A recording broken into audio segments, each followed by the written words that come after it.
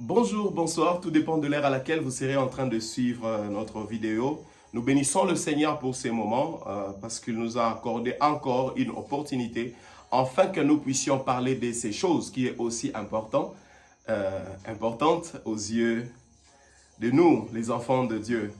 Et comme vous le savez, depuis le mardi de la semaine passée, nous avons introduit notre sujet dont nous sommes en train de parler, le sujet que nous sommes en train de parler, la sorcellerie, diagnostic et remède. Alors aujourd'hui, nous n'aurons pas le temps de faire la récapitulation. Nous allons couler directement et nous allons passer à notre premier point, le point 1. Vous savez, le point 1, c'est l'esprit de la sorcellerie. Nous allons parler de l'esprit de la sorcellerie. Mais avant cela, prions.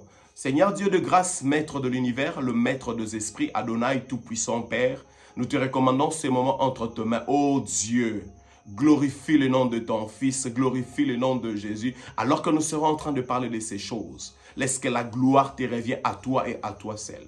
Au nom de Jésus, Amen.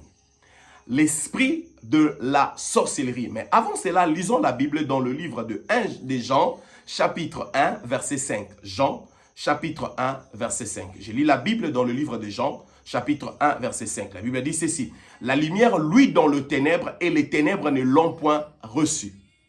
Voyez, ces versets opposent des réalités spirituelles fondamentales. Ils nous expliquent le deux types de royaumes spirituels opposés qui se battent. Ils nous montrent le royaume de la lumière et ils nous montrent le royaume de ténèbres. Le royaume de la lumière et le royaume de ténèbres. Peuple du Seigneur, en méditant sur ces passages, nous allons comprendre trois choses importantes. Trois choses importantes. Premièrement, le ténèbre fuit devant la lumière. Peuple du Seigneur, lorsque la lumière divine se manifeste, le ténèbre ne peut pas la supporter. Elle recule, elle se retire. Parce que elle n'arrive pas à supporter la nature de la sainteté et de la vérité.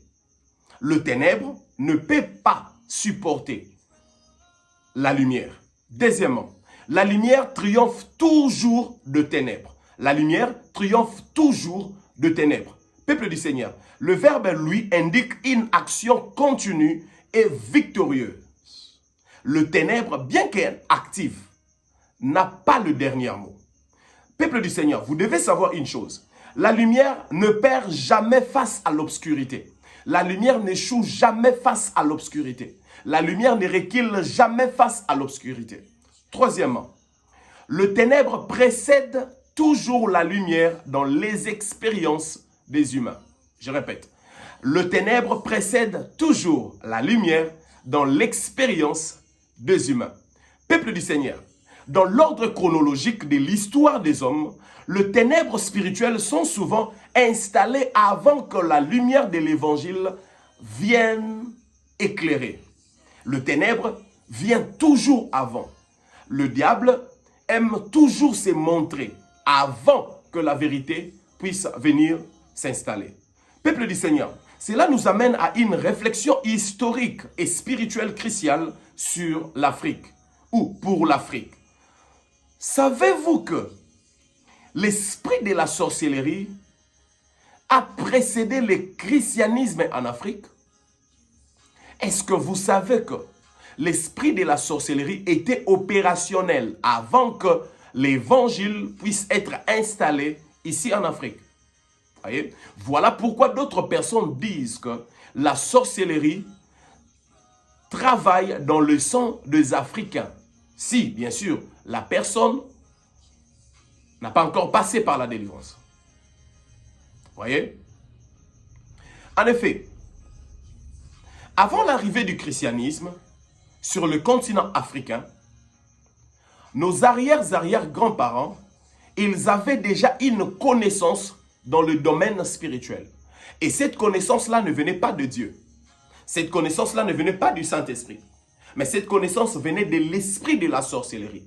Ils étaient ignorants, mais ils acceptaient, ils vivaient avec. Parce que pour eux, c'était comme un seul choix qu'on les a présentés. Ils étaient en train de marcher avec ces choses. Ils étaient en train de vivre, ils étaient en train de pratiquer cela. Voilà pourquoi l'esprit de la sorcellerie a précédé. Voilà pourquoi on dit le ténèbre précède toujours la lumière. Peuple du Seigneur, l'esprit de la sorcellerie n'est pas un département isolé du diable. L'esprit de la sorcellerie n'est pas un département ignoré du diable. L'esprit de la sorcellerie n'est pas un département négligé du diable. Mais c'est un instrument opérationnel de terrain. C'est un instrument opérationnel qui travaille tout près des hommes, qui travaille avec les hommes. Elle se situe tout bas de la hiérarchie occulte, agissant comme un relais direct entre le monde des esprits mauvais et les humains. Voyez? Peuple du Seigneur, est-ce que vous savez que le diable n'est pas omniprésent? Mais comment il est au courant de tout ce que vous êtes en train de faire? Comment il contrôle vos vies? Comment il peut te bloquer? Parce que c'est lui qui peut te bloquer, c'est seulement celui qui connaît ce que tu vas faire. Parce que s'il ne connaît pas ce que tu vas faire, il ne saura pas te bloquer. Mais comment le diable arrive à contrôler vos vies? Comment le diable arrive à bloquer ce que vous êtes en train de faire? La réponse est simple. C'est que le diable n'est pas omniprésent, mais il est très bien organisé. C'est à cause de son organisation qu'il reçoit les informations. Il a toujours des atouts, il a toujours des espions partout où vous êtes. Ces espions sont là, travaillent pour les amener, pour amener les informations auprès de lui. Alors, vous devez savoir une chose, peuple du Seigneur. Veillez en sorte que vos informations restent toujours cachées. Veillez en sorte que vos informations restent toujours cachées. Alors, permettez-moi de parler sur son hiérarchie, comment il fonctionne.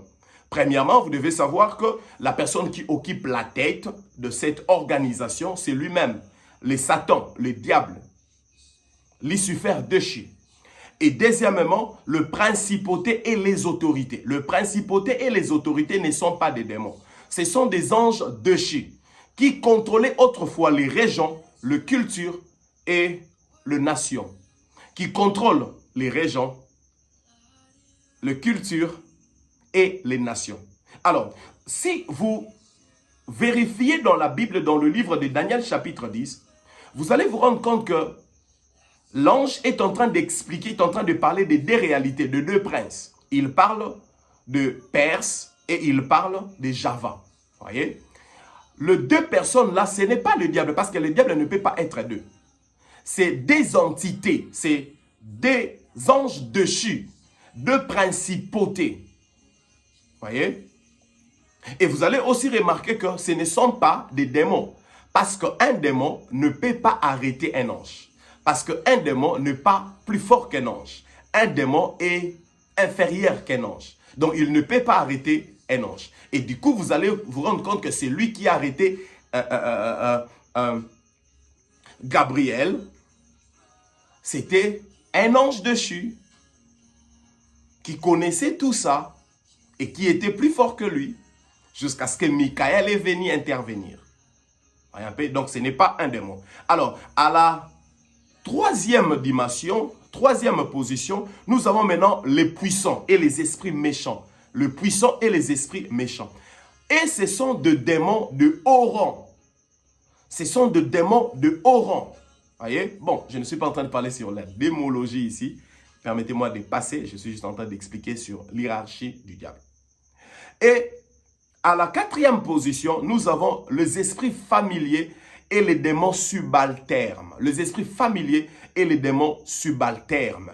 Et ils sont là pour exécuter les ordres. Et ils ne prennent pas des initiatives. Non, ils exécutent les ordres. Et pour terminer, au dernier lieu, il y a l'esprit de la sorcellerie. L'esprit de la sorcellerie. L'esprit de la sorcellerie travaille avec les agents. Ces agents, ce sont des humains. Ils travaillent en collaboration avec les humains. Alors, c'est quoi l'esprit de la sorcellerie? Peuple de Dieu, l'esprit de la sorcellerie n'est pas une pratique simple, mais c'est une promoteur derrière toutes ces formes. L'esprit de la sorcellerie, c'est une couverture spirituelle qui rend la sorcellerie possible dans un lieu. C'est comme l'ombre de toutes.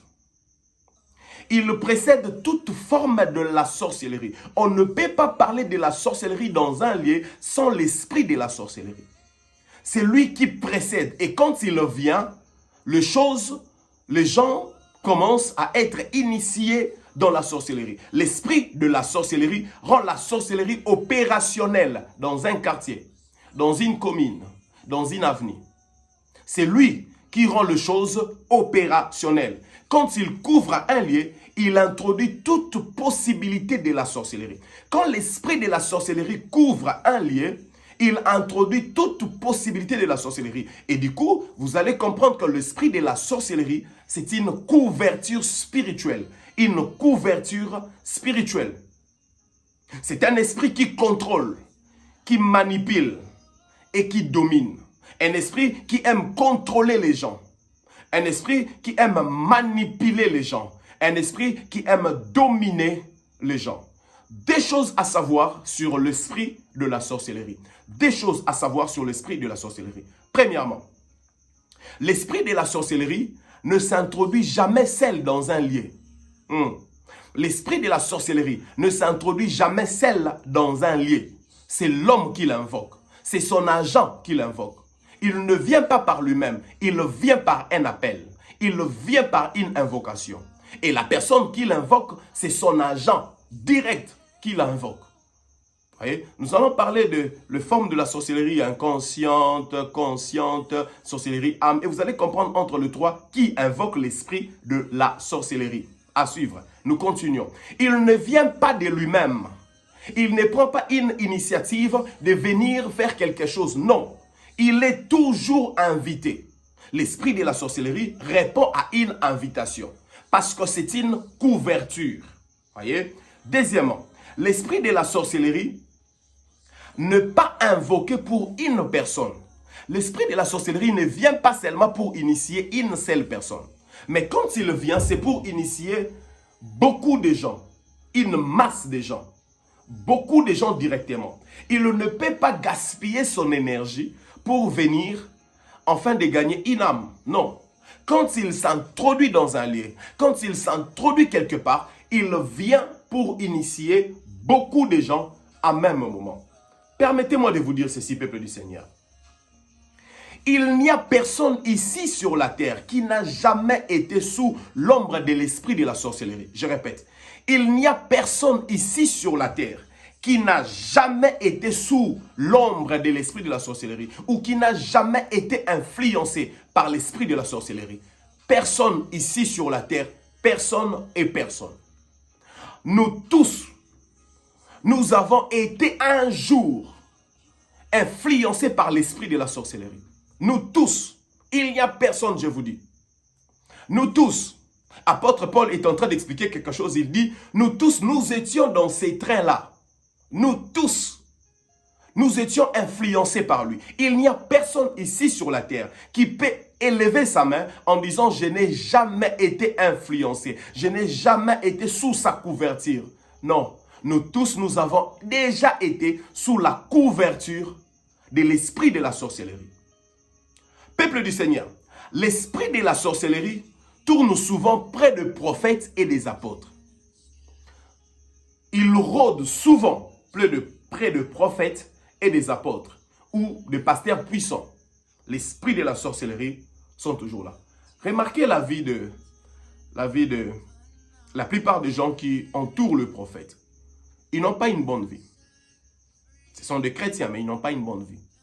Parce que l'esprit de la sorcellerie aime contourner. L'esprit de la sorcellerie aime de leader. Nous allons avancer et puis vous allez comprendre. Comment reconnaître son influence dans un quartier? Comment reconnaître l'influence de l'esprit de la sorcellerie dans un quartier ou dans une commune? Comment reconnaître que cet endroit est sous la couverture de l'esprit de la sorcellerie? La première des choses, vous allez constater une uniformité de vie. Les gens vont commencer à vivre la même chose. C'est comme s'ils viennent dans une même famille. L'uniformité des choses. Ils vont commencer à dire de mêmes mots, de même langage, même style de vie, même comportement. L'uniformité des vies. La deuxième des choses, une faiblesse spirituelle. Quand l'esprit de la sorcellerie étend ses ailes dans un quartier ou dans une commune, la deuxième des choses qui se manifeste, c'est la faiblesse spirituelle. Même les églises qui se trouvent aux alentours seront influencées, frappées par cette influence-là. Ils pèsent et la vie spirituelle devient lourde. Pour prier, ça devient quelque chose de compliqué. Si vous remarquez ces signes-là, sachez-le très bien qu'il y a une couverture spirituelle qui rôde tout autour de votre quartier. Troisièmement, quand l'esprit de la sorcellerie bat ses ailes dans un quartier, il produit une unité masquée. Une unité masquée. Je l'appelle comme ça, unité masquée. Les gens, bon, permettez-moi de corriger même, pas unité masquée, mais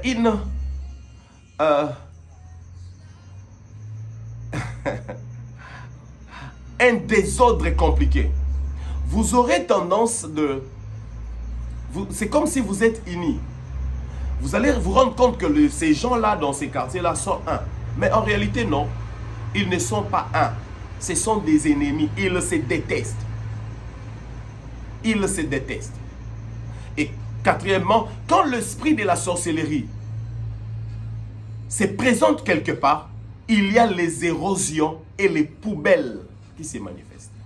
Vous remarquez, dans ces quartiers, dans cette commune, il y a beaucoup d'érosions, il y a beaucoup de la saleté, il y a beaucoup de des poubelles qui dépassent même la montagne. L'esprit de la sorcellerie est là. L'esprit de la sorcellerie est opérationnel. Alors, quand tu entres maintenant dans deux familles, vous allez vous rendre compte que quand l'esprit de la sorcellerie campe tout autour de votre quartier, les enfants dans la famille deviennent impolis, très impolis. Très impolis.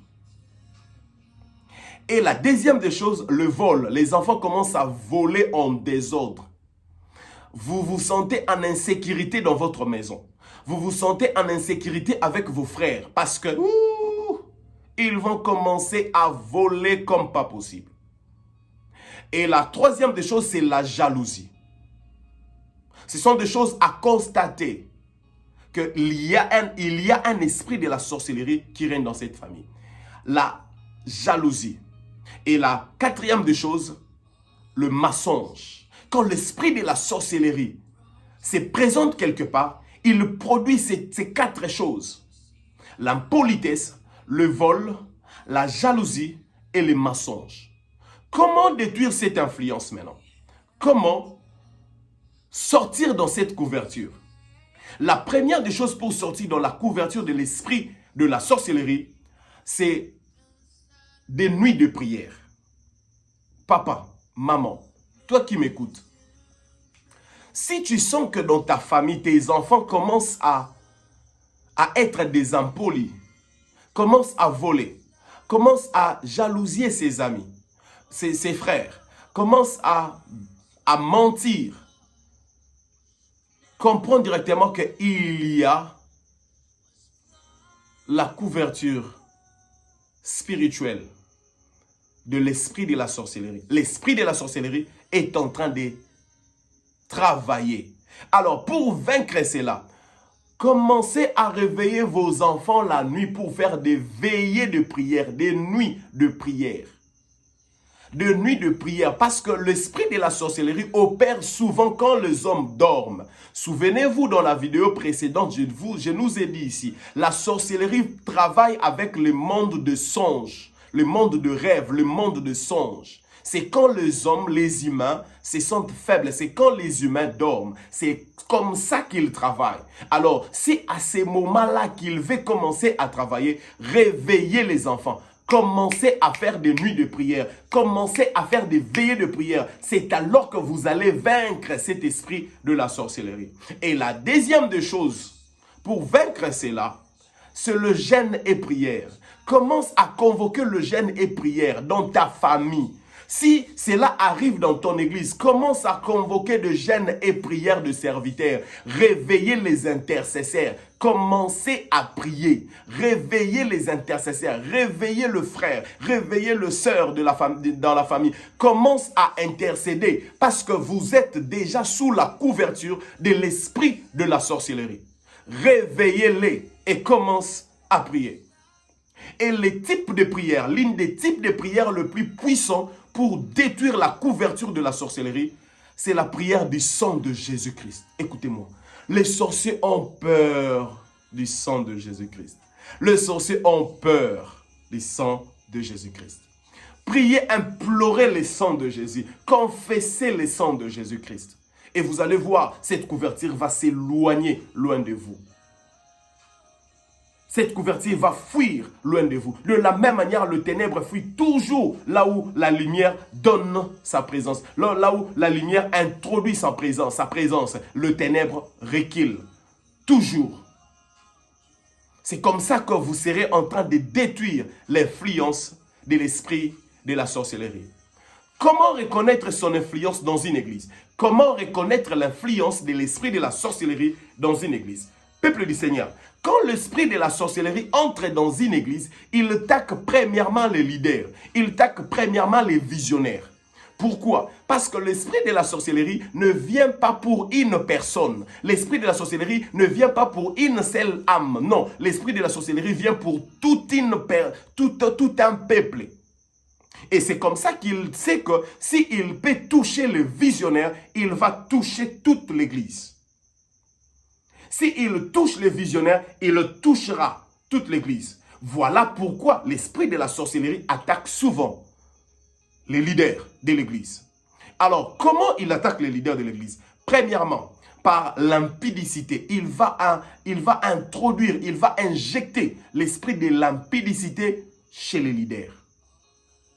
Chers leaders, si tu commences à voir, à regarder tes filles spirituelles comme une femme, comme des femmes, tu es sous l'influence de l'esprit de la sorcellerie.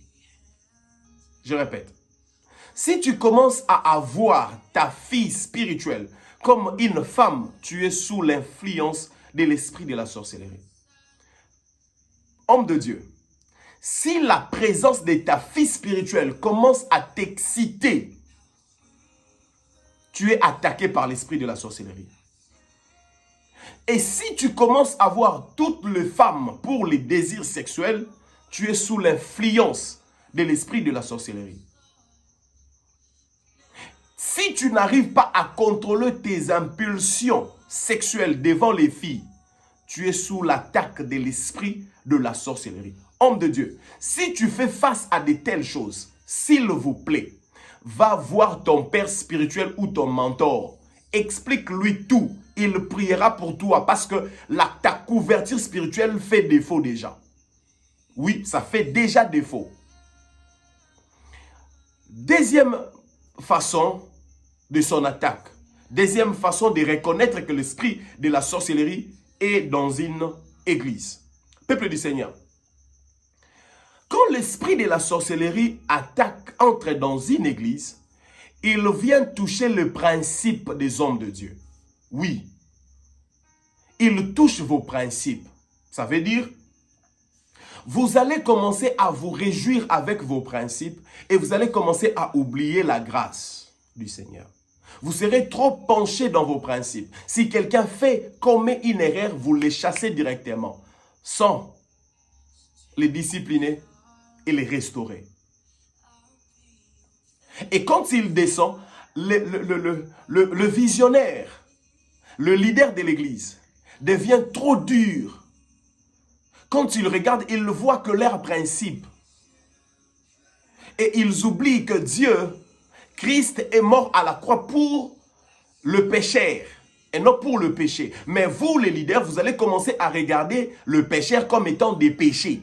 Au lieu de détester le péché, vous allez commencer à détester le pécheur. C'est le contraire. Dieu déteste les péchés et non le pécheur. Dieu aime le pécheur et déteste le péché. Alors, vous devez rester dans ce principe-là. Si vous vous sentez que vous êtes déjà hors ces principes-là, sachez très bien que vous êtes sous l'influence de l'esprit de la sorcellerie. Peuple du Seigneur, souvenez-vous, je nous ai dit ici, l'esprit de la sorcellerie ne parle personne. Nous avons tous été déjà sous son influence. Si nous avons déjà été sous son influence, sachez-le très bien que c'est possible que tu sois aussi encore sous son influence. Le principe, au lieu de pratiquer le principe de la grâce, vous allez commencer à pratiquer le principe de la religion. Le leader devient religieux. Le leader va commencer à tourner tout autour de ses principes, tout autour de ce que lui il veut. Il ne regarde plus les autres. Quand quelqu'un commet une faute, il les chasse directement.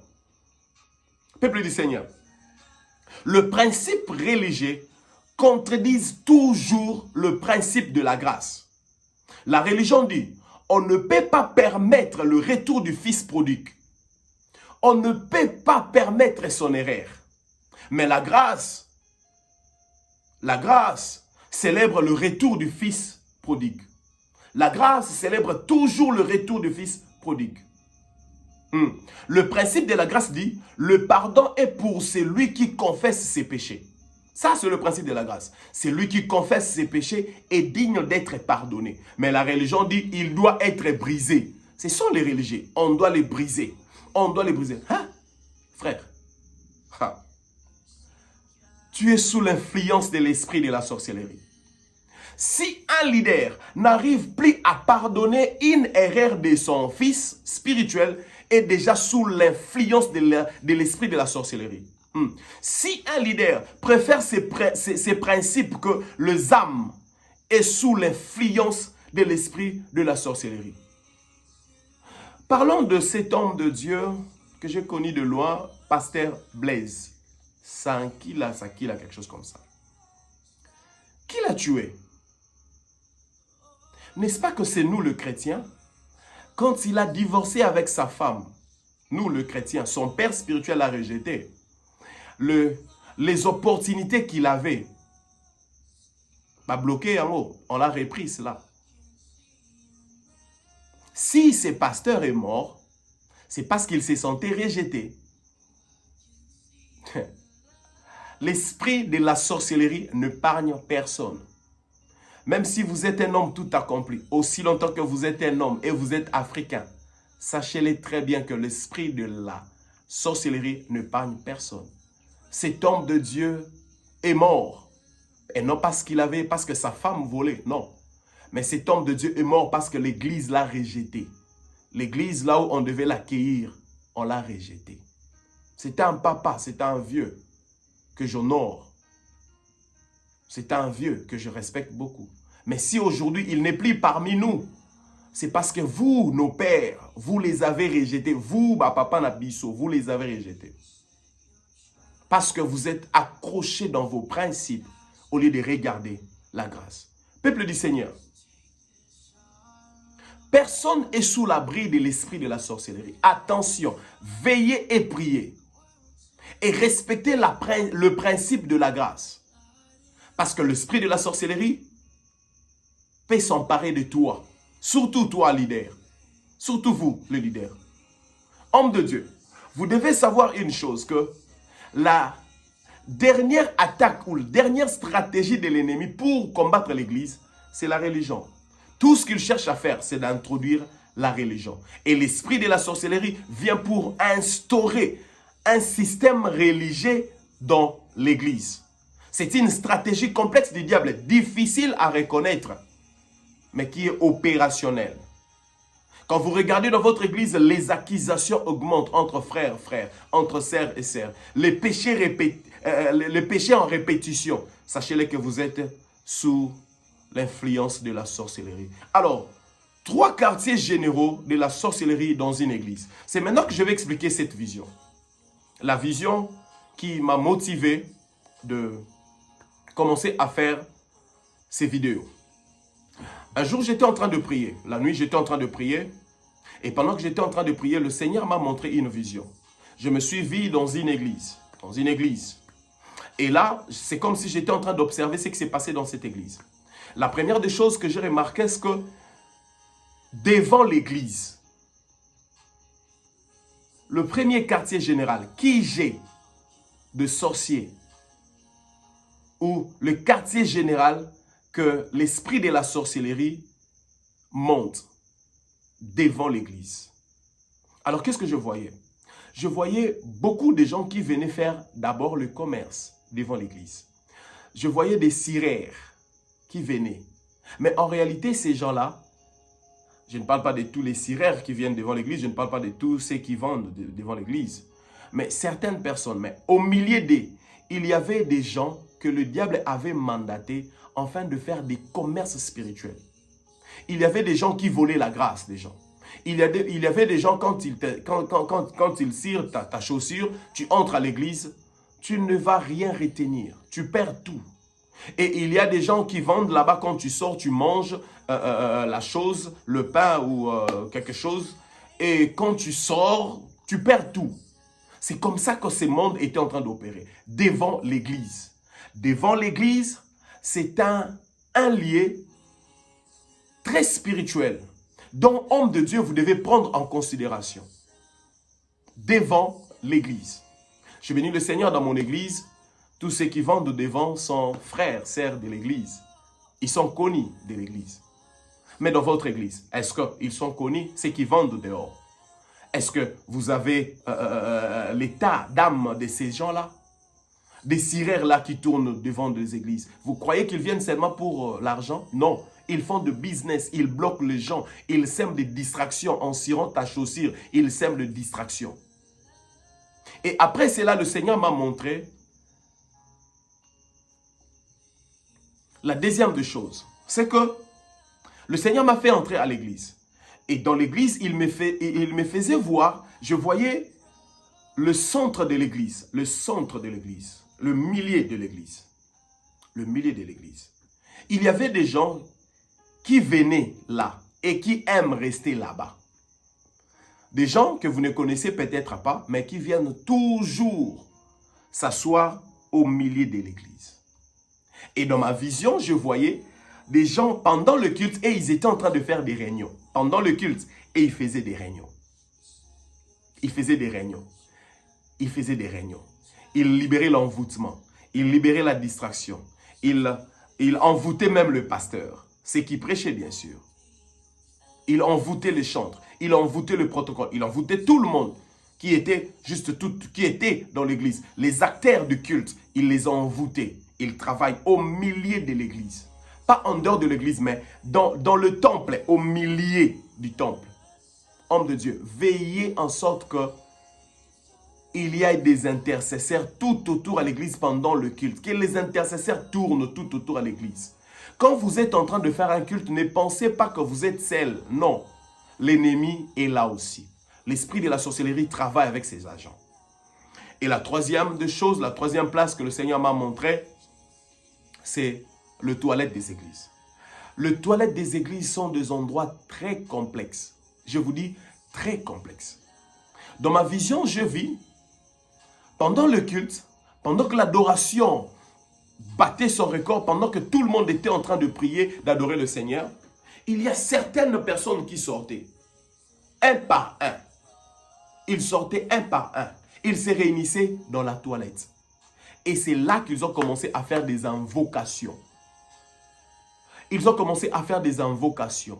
Pendant que vous êtes en train d'adorer le Seigneur Jésus et ils sont en train d'adorer les diables. Et ils sont en train d'invoquer l'esprit de la sorcellerie pour votre église. Pendant que vous êtes en train d'adorer le Seigneur, ils sont en train de faire des incantations. Ils sont en train de faire des actes sexuels. Ils sont en train de faire des abominations. Juste pour étouffer ce que vous êtes en train de faire, afin que l'esprit de la sorcellerie puisse s'installer.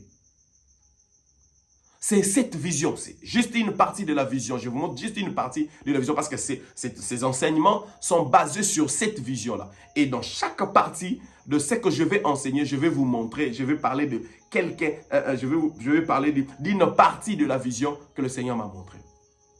Le toilette des églises. les devants de l'église, l'entrée de l'église et les sorties de l'église, le milieu de l'église et le toilette de l'église. Ce sont des endroits très, très complexes. Très, très complexes. Peuple du Seigneur, homme de Dieu, pendant le culte, libérez les intercesseurs. Que les intercesseurs tournent tout autour du culte. Que les intercesseurs tournent tout autour du temple. Que les intercesseurs sortent même dehors. Que les intercesseurs entrent même dans des toilettes, hommes, femmes. Que les intercesseurs tournent. Parce que pendant que vous êtes en train de faire le culte, le monde de ténèbres est aussi en train de faire ses cultes. Le monde de ténèbres est en train de vouloir bloquer des vies.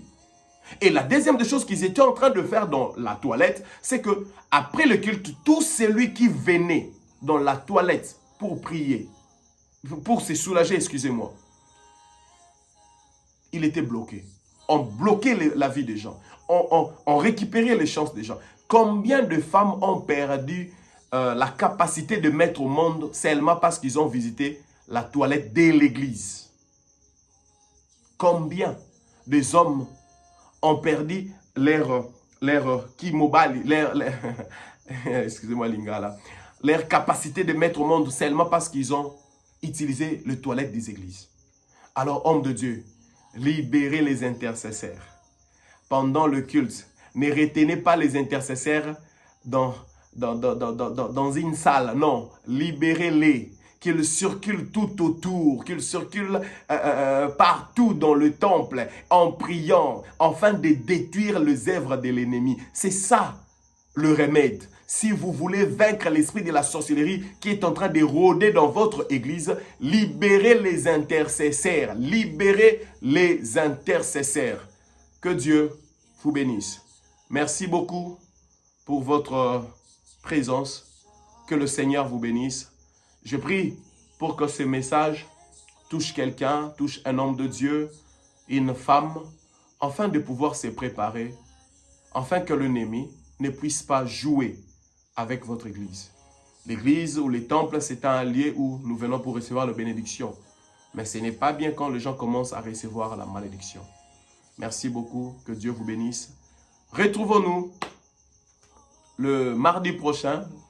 Le mardi prochain, nous allons parler sur la sorcellerie inconsciente.